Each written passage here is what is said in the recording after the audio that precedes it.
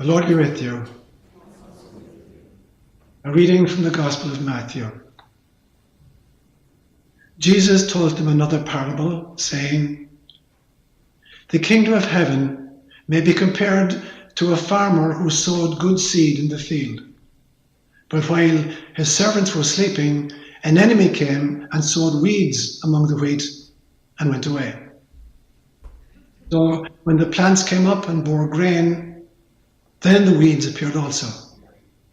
And the servants of the master of the house came and said to him, 'Master, did you not sow good seed in your field? How then does it have weeds?' He said to them, 'An enemy has done this.' So the servant said to him, 'Then do you want us to go and pull up the weeds?' He said, 'No, because in gathering the weeds, you might also root up the wheat along with them. Let them both grow together until the harvest. And at harvest time, I will tell the reapers, gather the weeds first and bind them into bundles to be burned, but gather the wheat into my barn.'" Words inspired by God. So horticulture was invented about 12,000 years ago. And by horticulture, it was a huge transition from nomadic pastoralists who just wandered around looking for food and looking for game. And now for the first time ever, we learned how to domesticate crops and domesticate animals. So it led to a huge change in human behavior and human relationships. And basically, people operated just with a digging stick. In Kenya, when I lived in Kenya, that was still the primary method of farming. We called it a djembe.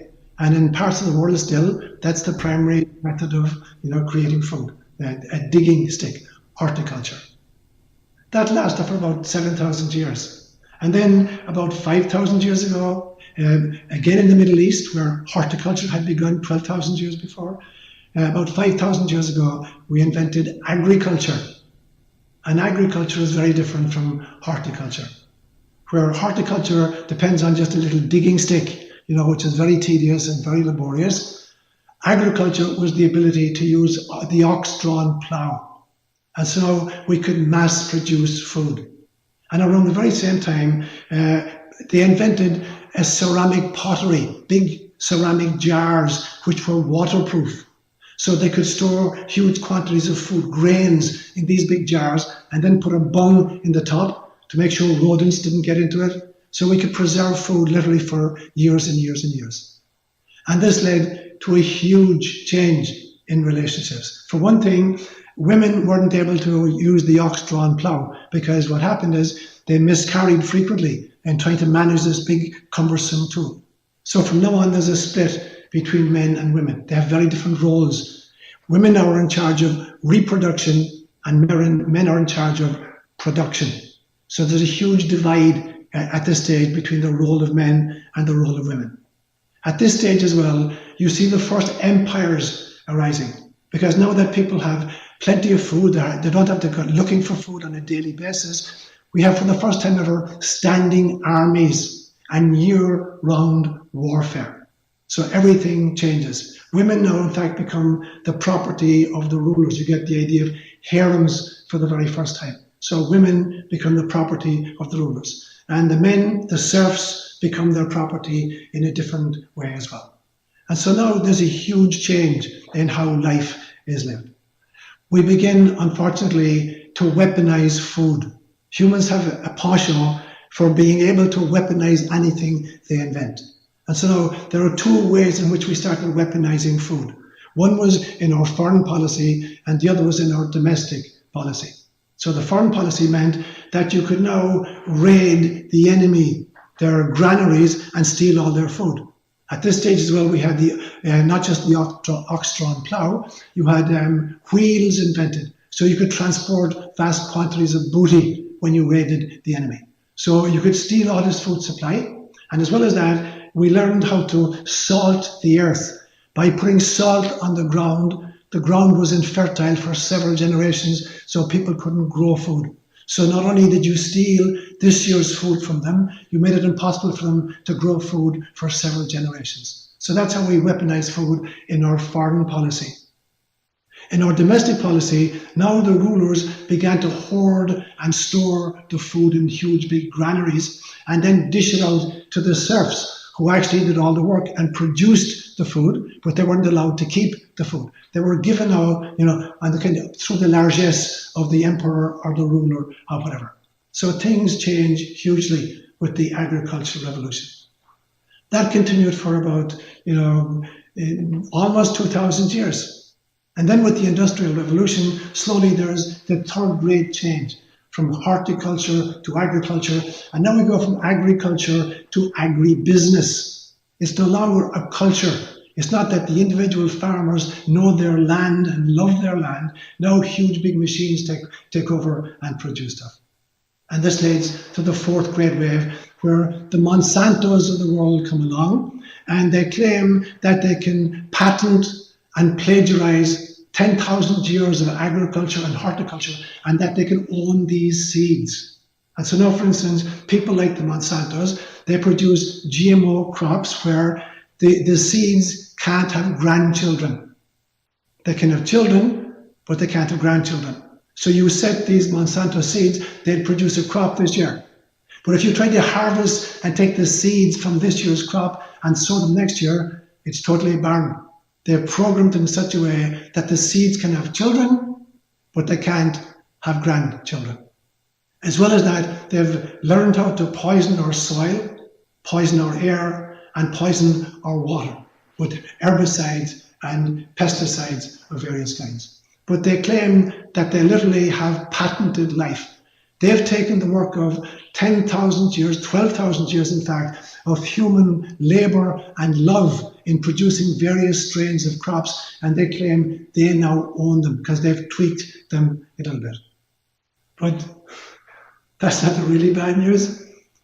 The really bad news is that it is not just the Monsantos of the world who have allegedly patented life and who have plagiarized our history and have control over our seed or our food production.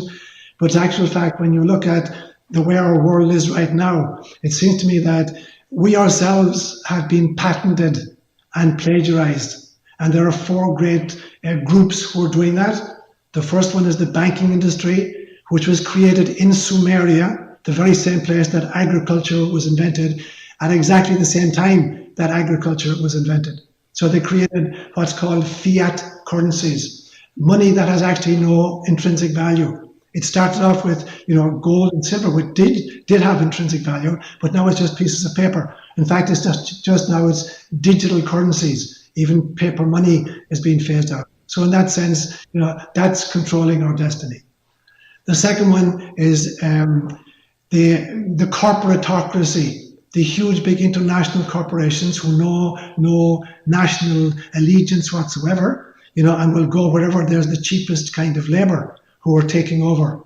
The third group are the politicians, and we have the best politicians at the moment that money can buy. And the people buying them are the corporations and the banksters. And so very often we don't have choice in our elections. We get, in my language, in Gaelic, we talk about rawa idir ha, a choice between two blind goats. It's like the farmer who's very late to go to the market and he wants to buy a goat. By the time he gets to the market, all of the goats have been sold. There's only two left, and they're both blind. And so very, very often, we're just given one or two candidates among whom we're forced to choose. So it's not an election, it's basically a selection. So our politics is controlling us. And the last piece is religion. Religions that start off with the extraordinarily mystical impulses by the great prophets or the great avatars are taken over eventually by theologians and oligarchies who turn the message upside down and then use it to oppress us. So that's my way of introduction. So I want to just make two main points today. I'm going to give you the bad news first, if you don't think that was kind of bad enough, and then I'm going to give us the good news, because that's really the message of Jesus. The good news is the message of Jesus. So the bad news is this. It comes in three phases. The Cabal, these four great groups, they own us during life. They own us at death, and they own us even after we've died. What do I mean by that? So, for instance, We've gotten used to it. We don't even notice it anymore. But the reality is, the great events of your life, you have to register with these group. You have to register your birth. You have to register when you get married. If you get divorced, you have to register that. And even when you die, somebody has to register the fact that you died, because you're a piece of property. They need to know when they started owning you and what you did in between and when they stopped owning you because you've died. You have to get permission from them at age appropriate levels, and they determine what the age is. So they'll tell you when you're allowed to drive. They'll tell you when you're allowed to engage in sexual intercourse for the first time. They'll tell you when you're old enough to drink alcohol. They'll tell you when you're old enough to smoke, and they'll tell you when you're old enough to vote. So all the important pieces of your life, they're just telling you when and how this can happen. They can force you to do a whole bunch of stuff you don't want. They force you to go to school. This only began actually in our country in 1852 in Massachusetts. The first attempts at forced schooling. And literally in that year in Massachusetts, kids who were being homeschooled were escorted at gunpoint from their own homes into the first public school system. There are places in the world where it is still illegal to homeschool your children. So they can force you into the school system where they can propagandize you from kindergarten through postgraduate work. They can force you into war. Most men in most countries do not own their own bodies. They can't say to you, take your hand off my body. They'll tell you when to go to war. We call it the draft. They'll force you to pay. In our country right now, we pay 97 taxes. There are 97 different ways in which you're paying taxes. Some of them are once a year, like the federal tax or the state tax or the city tax. Others, every time you go shopping, every time you buy something, you're paying some kind of a sales tax. So there are actually 97 different taxes that you're paying. So they're forcing you, you have no choice over that. They claim that they have the right to put you in jail at their discretion, to execute you at their discretion, and even to withdraw citizenship from you at their discretion. They have the right for all these things. And when you look at the quality of our justice system, the United States right now has 2.3 million people incarcerated. We represent 4.4% of the world's population, but we represent 22% of the world's incarcerated population. There are more people in jail in the United States of America pro rata than any other country in the world. And if you happen to be Hispanic in this country, you are 3 times more likely to be in jail than if you're white. If you're African American in our country, you are 7 times more likely to be in jail than if you're white right now. In 1980, the prison system was run by the government or by the state. And then for the first time ever, you had the beginning of what's called for-profit prisons. By the year 2007, which is the last year for which I've seen figures, the for-profit industry was making $74 billion on prisoners. And they have agreements with the states, so the states are no longer responsible for correctional facilities. These for-profit organizations are running the show. And they have agreements with the particular states that the state must guarantee at least a 90% occupancy rate. So let's say, for instance, I'm just going to take numbers off the top of my head. Suppose there are 100,000 people, 100,000 prison beds in California, and only 90,000 of them are actually filled right now. The state of California is mandated to make up the discrepancy. So it's a for-profit industry.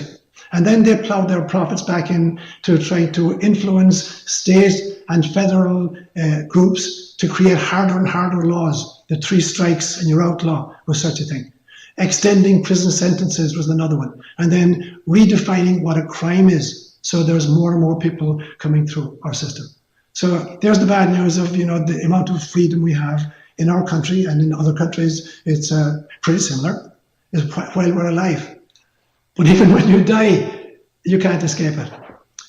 Somebody has to pay death dues. For the privilege of you dying, your estate has to be taxed. Somebody's going to pay money for the fact that you died. And it doesn't matter how you died. You could die naturally, you could die by suicide, you could die because they executed you. but you're still going to have to pay this tax. And they tell you when it's permissible to kill. They put you in a uniform, they send you overseas, and they tell you to kill the children of other mothers and fathers, and if you do, they give you medals. If you come back and they take the uniform off you and you kill somebody, they put you in jail. So they tell you when it's okay to take life and when it's not okay to take life. But even after you're long since gone, you think, okay, I've escaped at long last, now I'm free. Here's the bad news. This is where religion takes over.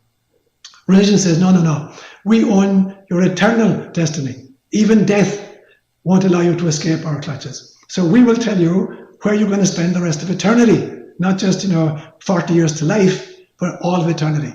And the Catholic Church in its great wisdom says there's 4 different places. We can send you to hell, we can send you to heaven, we can send you to purgatory, or we can send you to limbo. But the truth is, you can't hide. Not even death can hide you.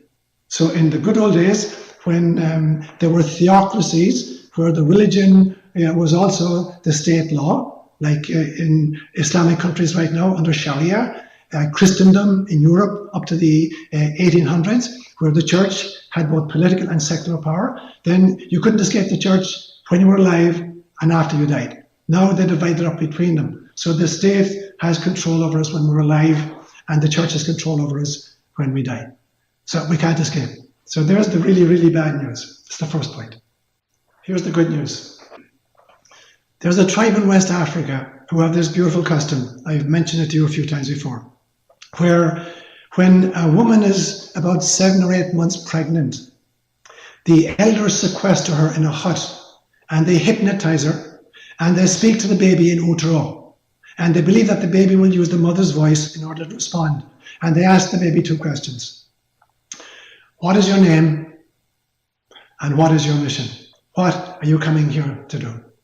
And then when the baby is actually being born, the women of the village, they gather around the pregnant mother and they're dancing and they're singing the name of the child who is about to be born, and they're reminding him of what he's coming to do in the tribe. And so the child arrives with this extraordinary celebration of his name and his purpose. And if at the age of 16 or 17 or 18 as a teenager, he engages in any kind of antisocial behavior, they do exactly the same thing. The whole village gathers around this child and they're dancing and they're singing his name and they're reminding him of what he came to do. And within literally minutes, the teenager is on the ground in a fetal position, crying his eyes out because he's departed from his mission and his purpose, and he's reconciled with the group. Now, there's a tribe in North America, and they have this custom. And the custom is that when a woman is 8 or 9 months, 8 or 7 or 8 or 9 months pregnant, they force her to go to work anyway. And if she misses a day or she's late for work, they ask her 2 questions. What the hell do you think you're doing? And why weren't you in work yesterday? And when finally the baby is born, it's surrounded not by a village of celebration, mostly. It's surrounded by, masked strangers who take the baby out, slap it on the bottom, squirt stuff into its eyes, measure its length and its weight, and then do APGAR tests on it. And if at some stage this kid as a teenager becomes antisocial, another group of strangers gathers around him. They're not dancing and reminding him of his name. They could care less about his name. They're not reminding him of his mission. They don't even know what his mission is. They're only interested in his sentence, how he's going to be put away for whatever amount of time. Now, the good news is that Jesus Christ came to teach us, and the Buddha and the great avatars came to teach us about the first way. Crime is a multifactorial equation. It cannot be handled simply by putting somebody away and locking them up. There are many, many factors that go into a criminal action. In psychology, they talk about, the personality is composed of, equal parts, nature and nurture, genetics and environment. I believe personally that there are 3 factors, and that the 3rd factor is the most important one. There is nature, certainly. There is nurture, certainly. But there is the soul that comes in. And so the personality is composed of these 3 facets. But environment is a huge part of it.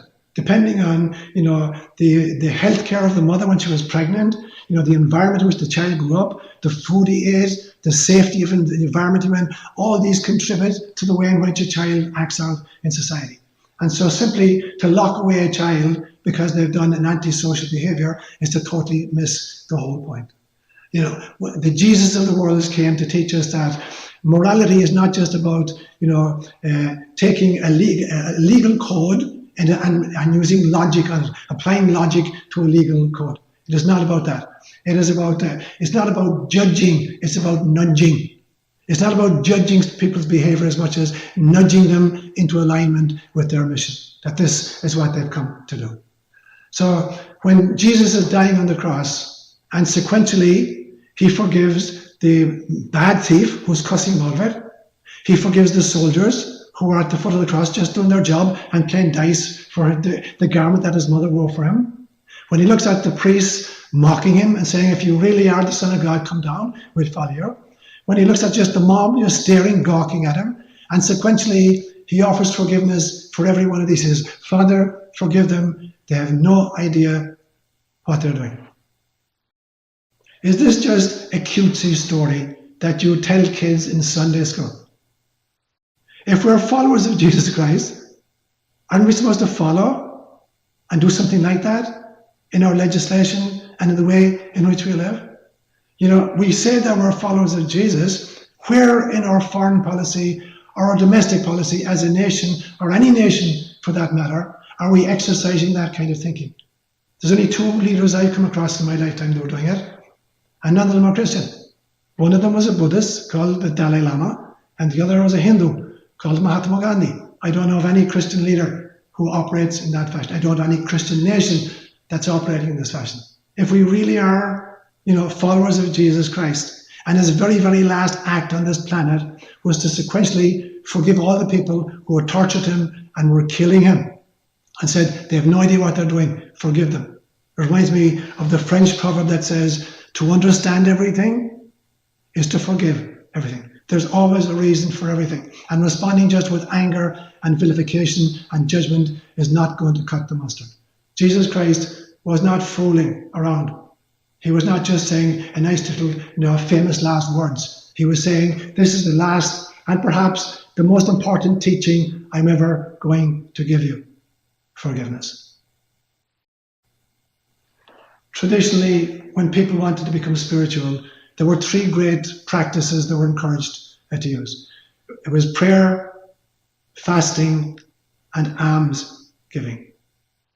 I wonder, in the average American Christian household, what is the relative amount of time that we spend in prayer or in watching TV, and particularly news programs? How much time is dedicated in the average American household to prayer, and how much is dedicated to the nightly news?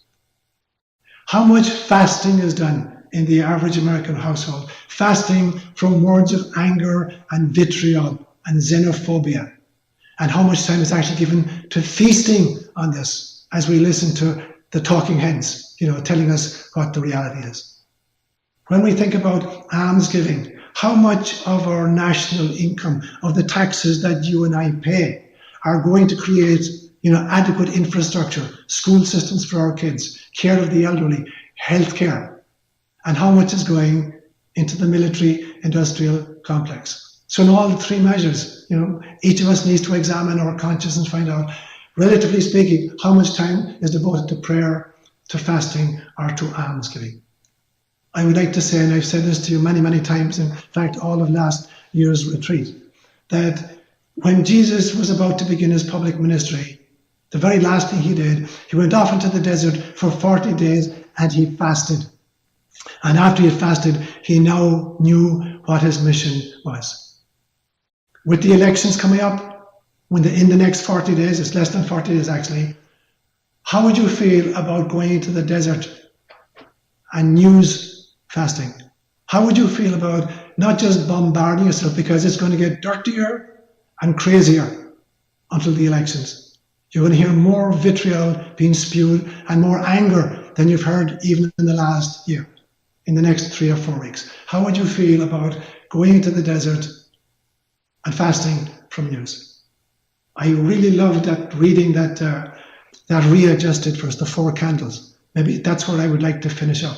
You know, the candles she mentioned, the candle of peace, the candle of faith, the candle of love, all gone out. And there's only one candle left. And then the little child being instructed, you know, to light all of the other candles. I think it's a profound and beautiful image of where we're at as a world and as a country right now. It seems like faith has gone out. It feels like, you know, love has gone out. It feels like peace has gone out. Is there enough hope in your heart and in our community to start lighting the other three candles? Because somebody needs to start lighting the candles. So my prayer for myself and for you and for our country this morning is that we would wake up, stop mainlining the heroin of the nightly news into our already overworked, anxious brains and hands, and begin lighting the candles again. To have the courage to light the candle of peace, however unpopular that might be. To have the courage to light the candle of faith, however unpopular that might be. To have the courage to relight the candle of love, no matter how unpopular that might be. Namaste, my brothers and sisters.